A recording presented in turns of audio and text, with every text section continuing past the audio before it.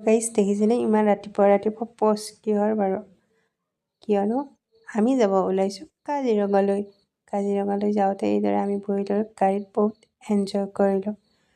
তাৰপিছতে আমি পাহাৰৰ মাজে মাজে ধুনীয়া দৃশ্য উপভোগ কৰি এয়া পাই গ'লোঁ আমি কাজিৰঙা। আমি প্ৰথমতে সোমালোঁ অৰ্কিড পাৰ্কত।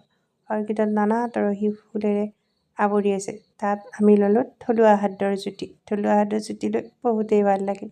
তাৰপিছত হোটেলৰ কোঠাটো ইমান পৰিষ্কাৰ দেখি ফটো নুঠিলকৈ। তাৰপিছত সন্ধিয়া আমাৰ হ'ল গানৰ আড্ডা। গান গাই যে খুবেই ভাল লাগিল। পিছদিনা আকৌ আমি ওলালোঁ কাজিৰঙা ৰাষ্ট্ৰীয় পাৰ্কলৈ বুলি। এইদৰে আমি কাজিৰঙা ৰাষ্ট্ৰীয় পাৰ্কলৈ বুলি আগমন হ'লোঁ।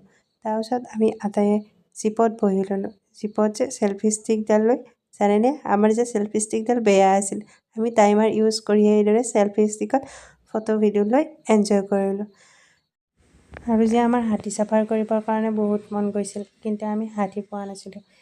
যা নহওক, আমি হাতীত নুঠিলেও ওচৰৰ পৰা কিন্তু জীৱ-জন্তু চাই বহুতেই সুখী হৈছিলোঁ। পিছত আমাক এজনে বাৰু হাতীত উঠিবৰ কাৰণে যোগাযোগ কৰি দিলে। হাতীত উঠোঁতে যে মোৰ বহুতেই ভয় লাগিছিল, কিয়নো মই একেবাৰে শেষত উঠিছিলোঁ। কিন্তু পিছৰবাৰ উঠোঁতে মই আগত বহিছোঁ, যাৰ বাবে মোৰ অকণো ভয় ভাৱ অহা নাই। আৰু এইদৰে আমাৰ কাজিৰঙাৰ যাত্ৰা সামৰণি পৰিছিল। এইখন হৈছে তেজপুৰৰ কলীয়া ভোমোৰা দলং।